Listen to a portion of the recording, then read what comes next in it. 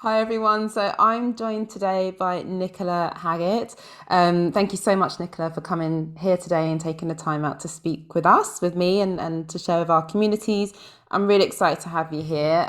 So recently, Nicola and I were part of an open day at the London Centre for Intuitive Eating, and I watched one of Nicola's talks that she did on body image. Well, it was on body stories. I'll let you share because I just want to really, I'm really trying to rush to take to give my takeaway on that talk. Was first of all, it's just really nice to watch somebody in action running a workshop. It was a very healing space. People were really there, turning up, wanting to do that work and understanding body image on a deeper level. But also, Nicola, you spoke about that difference between fixing and healing, which is something that I took away from that talk, and it's really stayed with me. So I wonder if we can talk a little bit about that today. But before we get into all of that, I'd love to hear you introduce yourself, so tell us a little bit about you and how you came to the work that you do today. Yeah, sure. So I guess I wear a couple of different hats, but I'm a certified body trust provider and intuitive eating coach, and I'm also a facilitator. And basically, what that means is I mostly support people who are looking to unlearn like body shame and internalized anti-fat bias, and to move towards a more supportive, compassionate, connected relationship with their body. Um, and I also supervise and do some training for other healthcare practitioners around supporting their clients in fat bodies, and unpacking, doing their own work to unpack their anti-fat bias. Yeah, and how I got to do the work I'm doing today, it was pretty much from my own experiences of medical trauma around experiencing fat stigma um, during both my pregnancies and through all of my life, pretty much.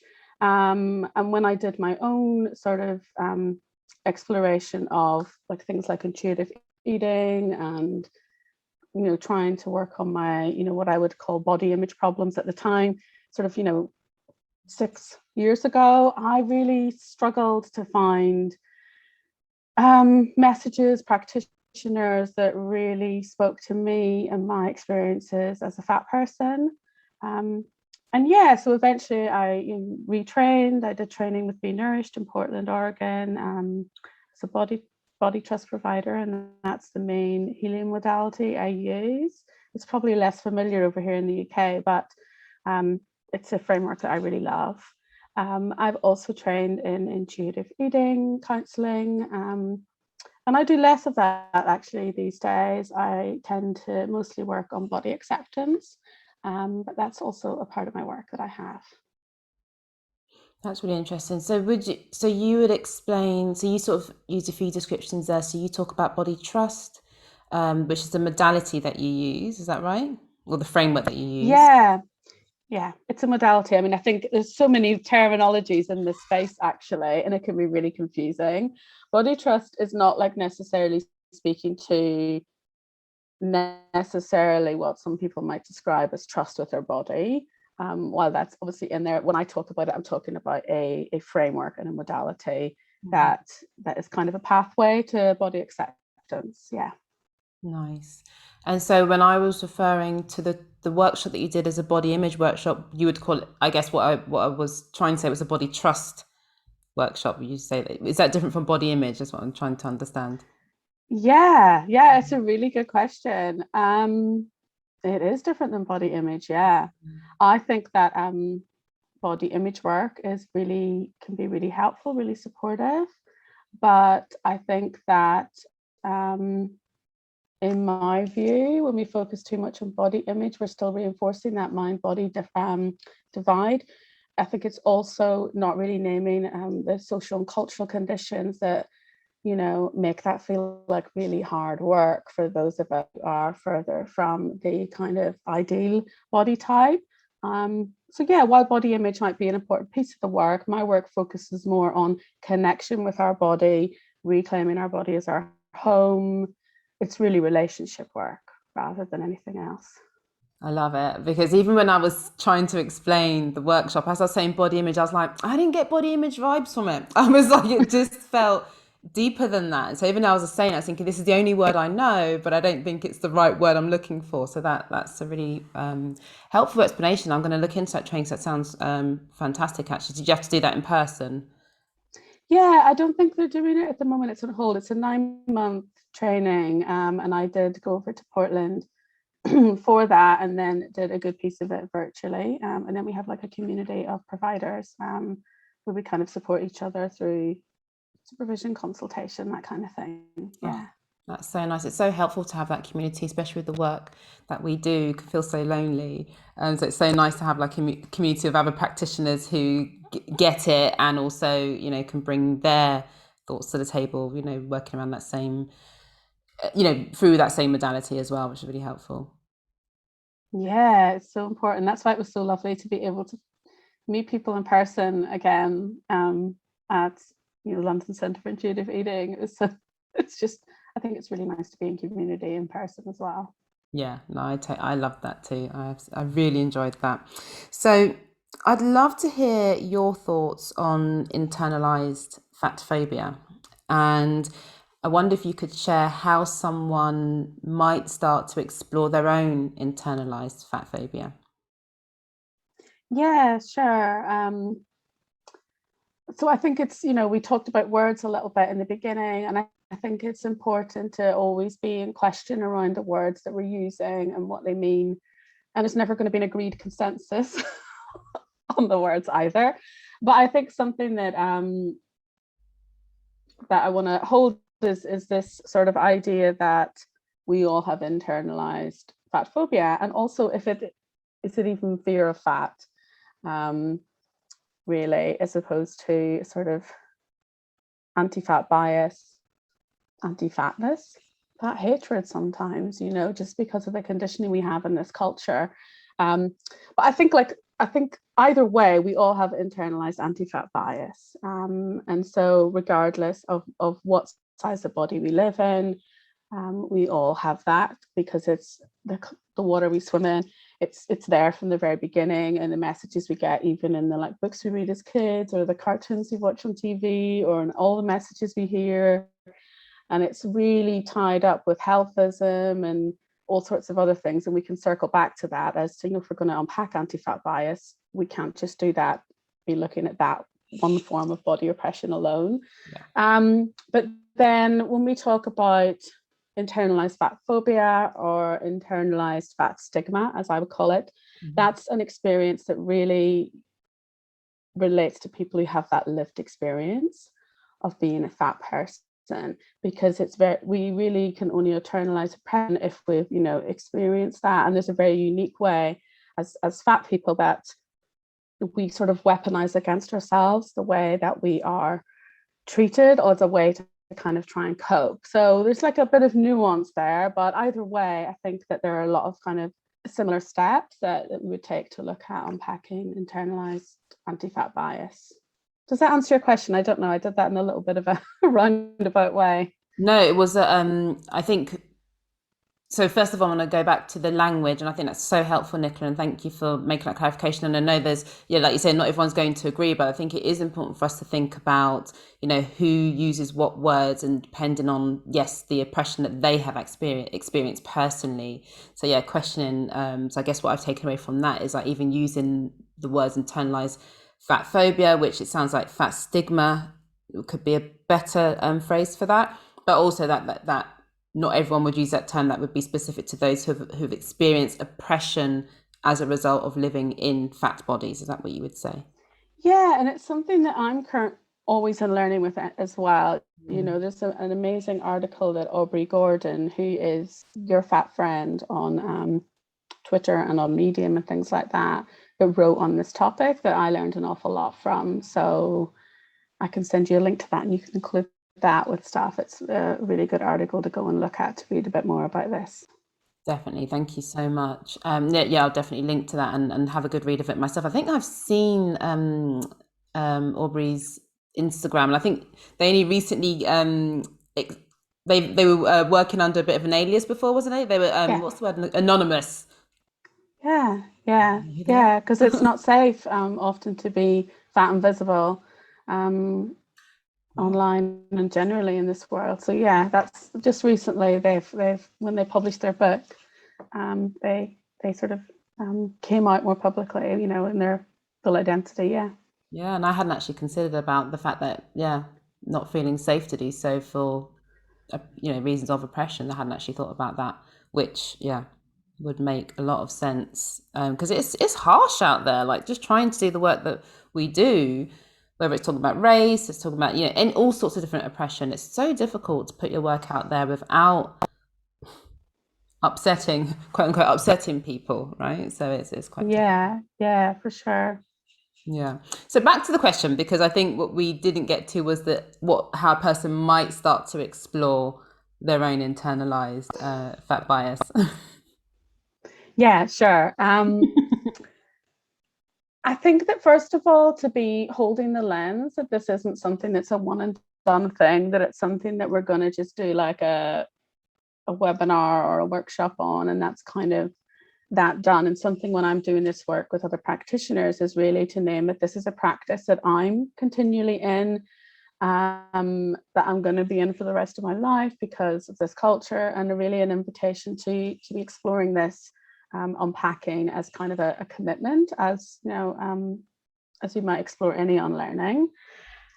I think the first part is to kind of acknowledge that we all have anti-fat bias, that it's not something wrong with us or something to be ashamed of. I think it's really impossible not to have those biases when we live in this culture. To practice a lot of compassion towards yourself as you sort of start to inquire into where you might hold those biases within us.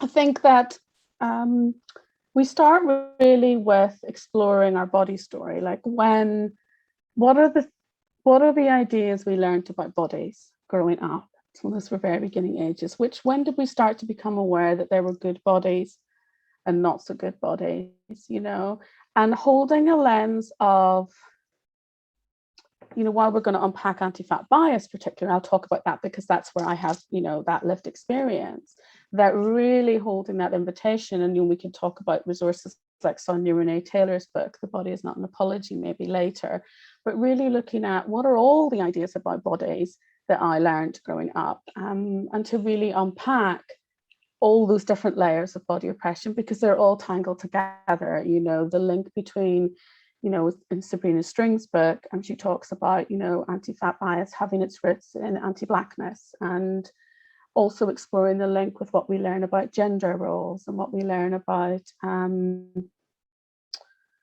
all sorts of aspects of our identity. But if we're going to talk about fatness kind of as a starting point, like really thinking about, when did I learn fat bodies were good or bad? Generally we hear they're bad, and what kind of representations of fat bodies did I see growing up? Like when I think of my childhood and I think of the cartoons I watched, if there was a fat character, they were normally some kind of villain or some kind of scary, or perhaps they were portrayed as kind of matronly, or there was generally these kind of stereotypes that are really sneaky, that kind of slip in there, that there's a sense that, oh, it's kind of bad if we're fat. I think also exploring like any comments that we heard around bodies growing up, like maybe who lots of what we think about, like with our own experience, did I ever have people commenting on my body, and what was my experience of that, and or did I see other people having comments on their food and maybe I didn't because I had thin privilege or whatever it was, and just being really gently trying to expand that out, and then looking at the ways in which that was reinforced through I don't know, like where we felt we fit in, like I can talk about my experience, like learning that certain sports weren't for bodies like mine, or that I couldn't wear the netball uniform because it didn't look right on my body, or just the ways in which we slowly start to kind of get a sense that there's a right kind of body to have, and then there's a not right kind of body to have, and all the ways that's tied up with all the other body hierarchies that we have. So I think that's a way to start to explore it, and then alongside that, to be trying to find support in that learning, other people, I think is really helpful, because there can be a lot of shame. And I think to make sure we're learning from fat folks, learning from fat folks, learning from all sizes of fat folks, not just, for example, I have a fair amount of body privilege, even though I'm in what I would describe as a mid to large fat body. So really noticing where our edges, where can we make sure we're learning from not just folks who are maybe more acceptably fat in our view, but also noticing where our edges are, where we start to feel uncomfortable, where we start to have questions like, but what about health? And so on. So it's really this ongoing exploration, but those are some places that I would start. Yeah. Yeah, that's really helpful, Nick. And I think, and also just that mention there, that to try and do that in community, because it sounds like it can be quite a tough experience to have to go, because it often is going back, isn't it? And remembering quite difficult memories of comments on body or what a person may have learned about their body, which often starts at quite a young age.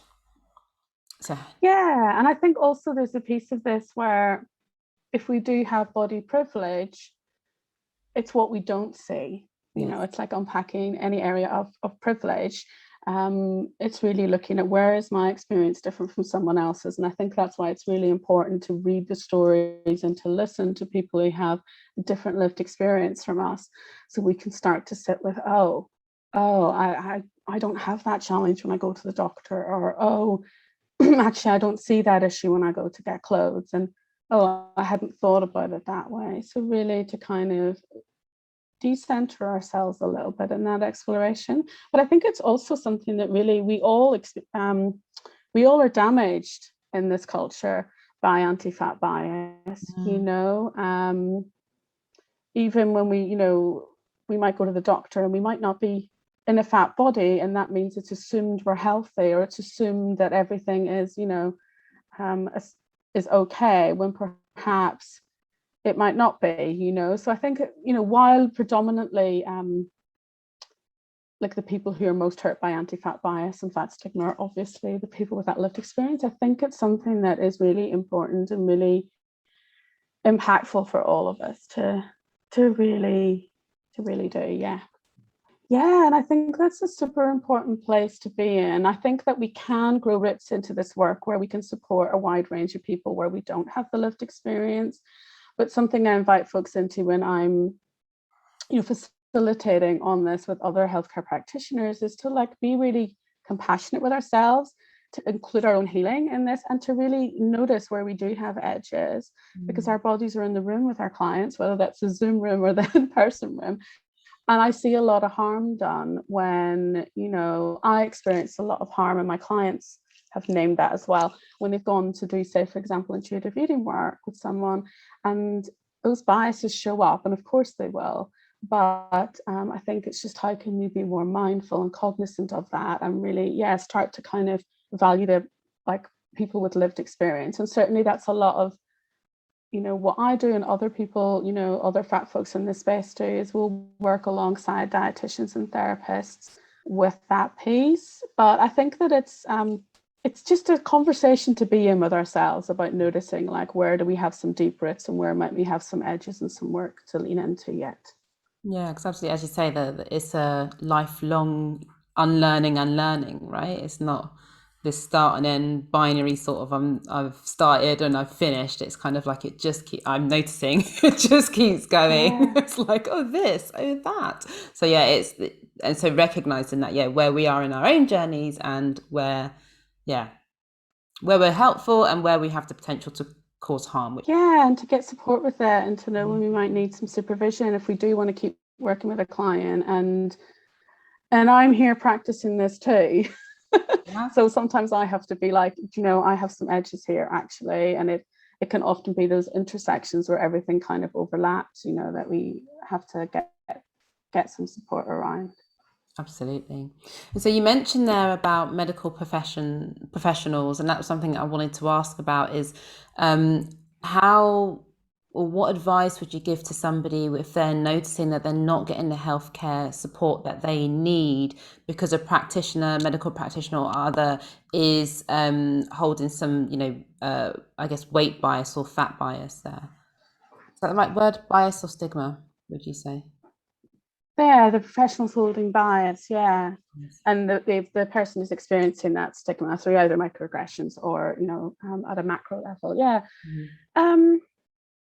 I think, first of all, to really get support in naming that it's not, the problem is not you, that you're not the problem. And really, being able to practice self-compassion around that. Like, it's really being able to locate the problem is with the system and not with you. And then I think some of the work we can do, I mean, number one, we shouldn't have to do any work around advocating for ourselves. But unfortunately, the reality of the system being as it is, we do have to do that labor often. I think really what can be helpful is to, we often get tongue-tied or freeze or we're activated in an actual session. And it can be really hard to advocate ourselves because there is that power difference often in our medical, in our medical system. So I think often what I recommend is to do a little bit of that work before you even go into the session, to start to think about what is it I'm going in here for. If I'm going in here because I'm having some knee pain, I'm not going in here for weight loss advice, to talk from our lived experiences, because we would hope one isn't going to argue so much with our lived experiences, and to kind of be clear on, here's what I'm looking to get out of this appointment. And you can even write that on a piece of paper and bring it into the appointment with you. Nobody is grading us on our performance. It's not, we don't need to, we're allowed to stammer and get over our words because often a lot of us have a lot of trauma in this space. So yeah, do some preparing before. If you can have somebody come with you or join on a phone, like that's can be really positive, but I know that's not available to everyone. But if you have someone that is going to be there to kind of support you if weight is brought up and you kind of lose your words. Another thing that can be helpful, and again, not always available, but if you are working with, another professional who is weight inclusive, you can get them to write a letter to your doctor, sort of, which unfortunately it shouldn't be the case that a professional's word is taken at more value than your own words. That does often tend to be the case. And basically having loads of compassion for yourself if you do freeze up when you go into the doctor's surgery, if it doesn't go the way that you hope. You can always circle back and make a complaint, and there are processes for doing that. So I think it's kind of maybe those four things. And I'm really being mindful of, how do I feel if I'm asked to be weighed? How do I feel if, like, what do I want to say? Do I want to say, actually, could you tell me why I'm being weighed? Why is that important? I would prefer not to be weighed. And really lean into this idea of informed consent as well. So just reminding yourself that often in this culture, weight loss is recommended like as always a good thing, and just leaning into that place. If I was going in here for an operation, there would be a discussion around the risks of this. So feeling like, if you feel able to, ask about, would you mind, you've recommended this weight loss, would you mind telling me a little bit about the risks of that? Because in the past that's contributed to disordered eating for me, for example. Whatever it is your lived experiences, kind of bringing that into the forefront.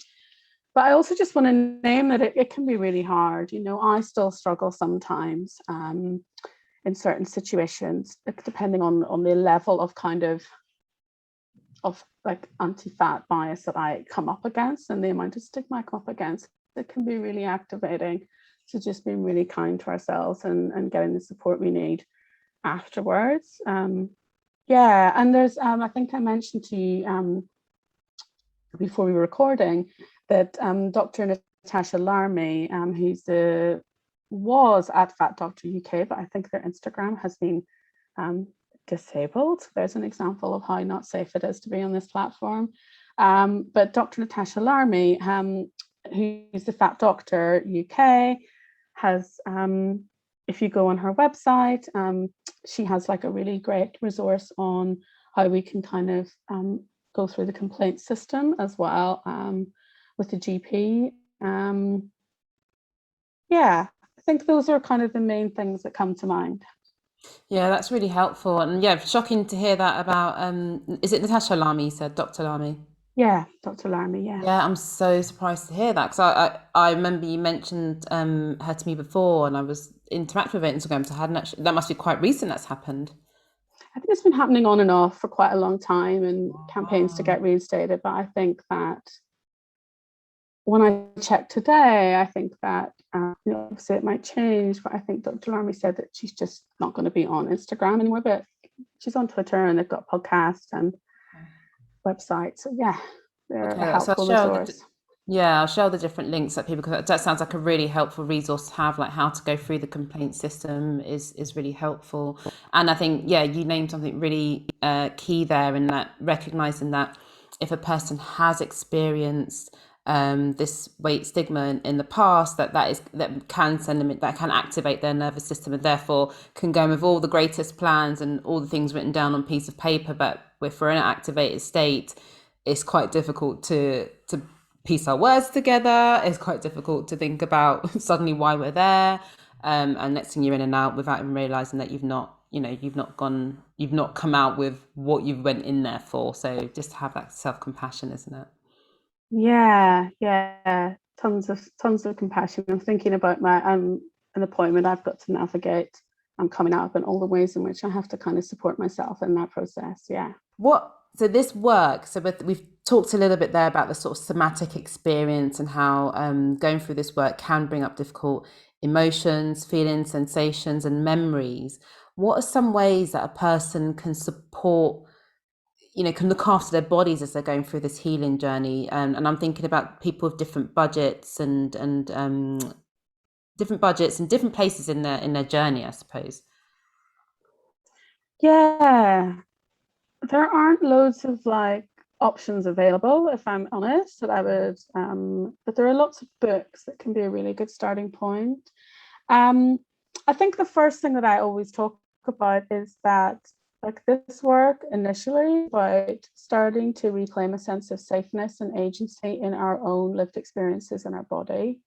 And so depending on what our experiences have been, like we might need different kinds of support in really creating that sense of safeness. And that's one of the things that gets in the way, with folks that I work with when it comes to things like intuitive eating, even, like feeling like it didn't work, or body image work, that it didn't work for them. And it's like, well, it's not your fault, and it's not designed or framed with us in mind, or with lots of bodies in mind. It's can be really amazing, transformative work, like intuitive eating work and body image work.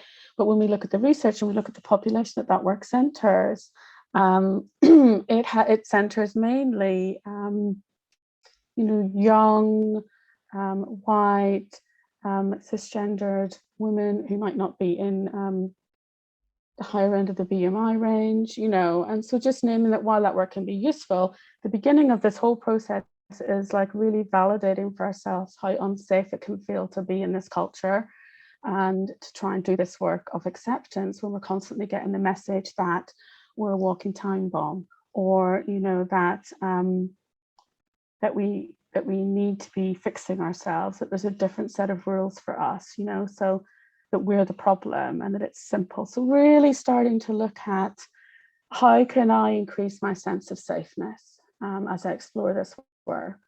And depending on that might sort of impact the pace at which we might explore something. Really validating for ourselves if something feels like we're trying to push through it, or if it feels activating, like really listening to that wisdom. Sometimes we might need support from a therapist, or from a coach, or from another professional, if that's available to us. Again, it might not always be available. Finding spaces where we can be in community with other people around this work, might help with that. So, there's different communities like there's different free Facebooks that are offered. So if you're a fat person, finding fat community, like Sophia Hagen offers a really good group. I think the Fat Doctor offers a Facebook group, and there's also Anti-Diet Riot Club. There's different spaces we can try and find. So those are accessible. And then I think it's really starting to explore, like, what is this relationship we have with our body?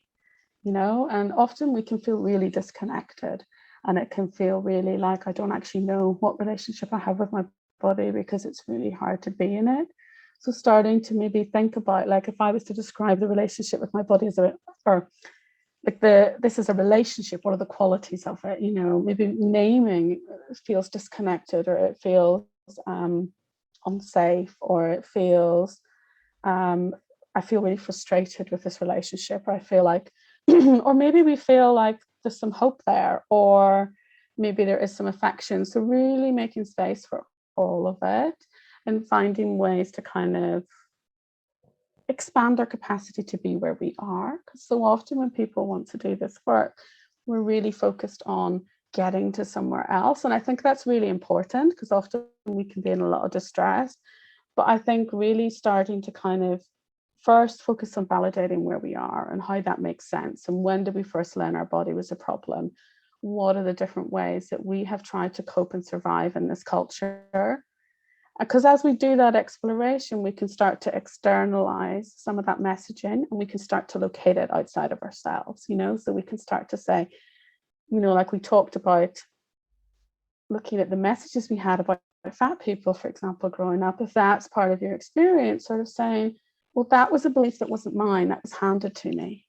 And actually, I don't want to carry that anymore, And as we're doing that, we can look for support with practices like self-compassion practices, shame resilience practices. And really, depending on our experiences, we might need to do some grieving. So there's no real one size fits all. You're probably getting a sense from what I'm saying, but it's really finding ways to validate your experience.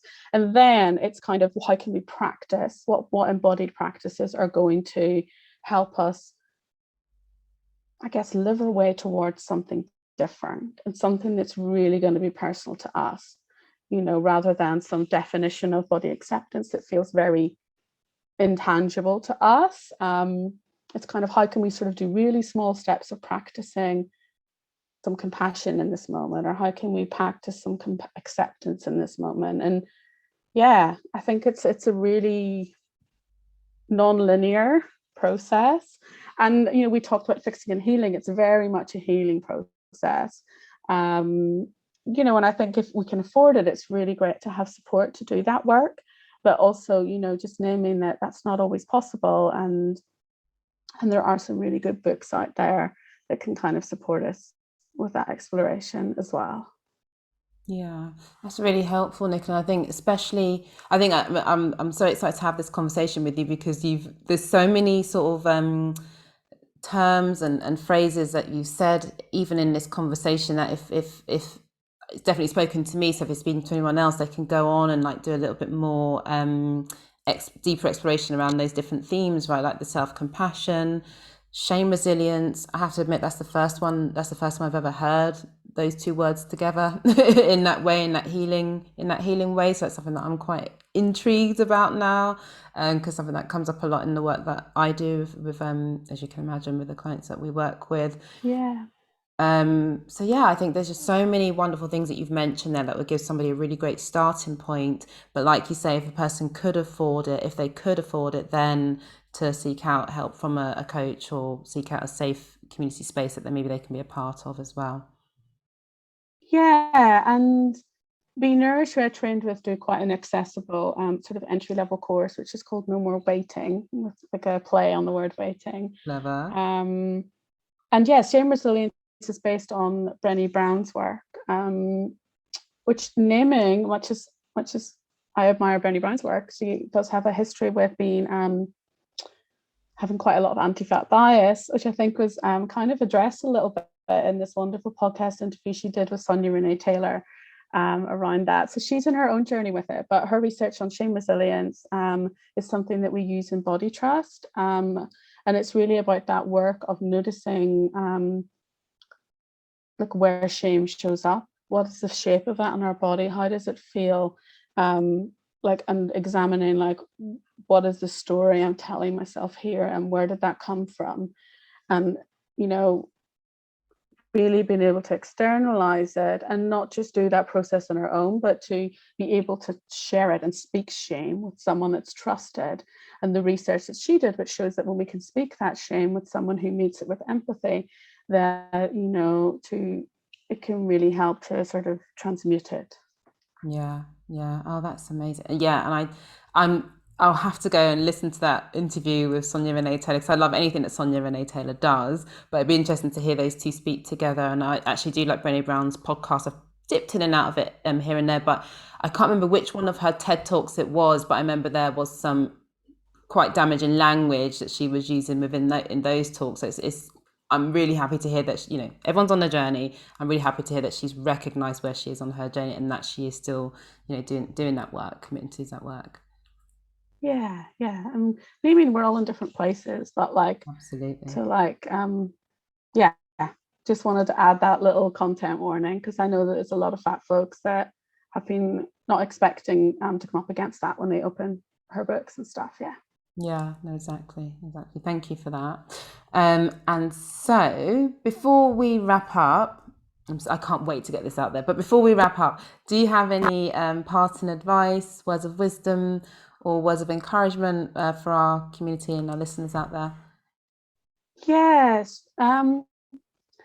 Just, I don't know, to like really offer that compassion. I know I've said that a lot here, but I think that having compassion and curiosity towards both our own experience and other people's experiences is like a really big part of this work.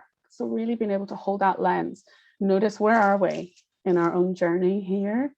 Like, we all get to start where we are, and also to notice where we might feel a nudge that there's some edges that we want to work with, to find community to support you in doing that work if you can, whether that's from other healthcare practitioners or forming like a little group with people. And yeah, to seek out some of these great resources from fat folks who have written, you know, material that starts to help explore that. I want to particularly name Sonia Renee Taylor's book, The Body Is Not an Apology. There's also a workbook to go along with that. I also want to name Aubrey Gordon's book, What We Don't Talk About When We Talk About Fat, which is an amazing book. Yeah, and to kind of start there and kind of move outwards. And I also want to mention, of course, that I will be running some workshops, hopefully in person at London Centre for Intuitive Eating. So if you live in London and this work is something that you're curious about doing, then sign up to their mailing list and look out for that. And also, you know, if you're a practitioner looking to explore this work, again, I have done a couple of workshops with LCIE that you can get on their advanced nutritioning skills training. There's one on sort of initially exploring internalized anti-fat bias. And I think I use the terminology fat phobia in there. So there's showing that learning that I'm leaning into as well. And then there's a second workshop, which is really about how can we start to do this work for ourselves so that we can start to support our clients more.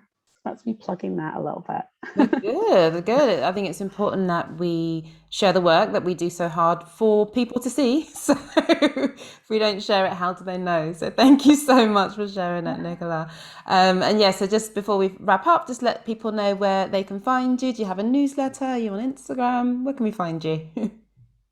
Yeah, sure. I'm not the best at being online, but I am on Instagram, although I don't post often, but you can find me at Nicola Haggett. And then you can also find me on my website, and I do have a newsletter, which is not one that goes out that often, so you won't be spammed, but you will definitely find out about what I'm up to if you sign up for it on there. My website is nicolahaggett.com. Excellent. Thank you so much once again for joining us. I really loved today's conversation, and I can't wait to do a bit more deeper research actually on some of the themes that came up today. So again, thank you so much. No, my pleasure. Thanks for having me, Keisha.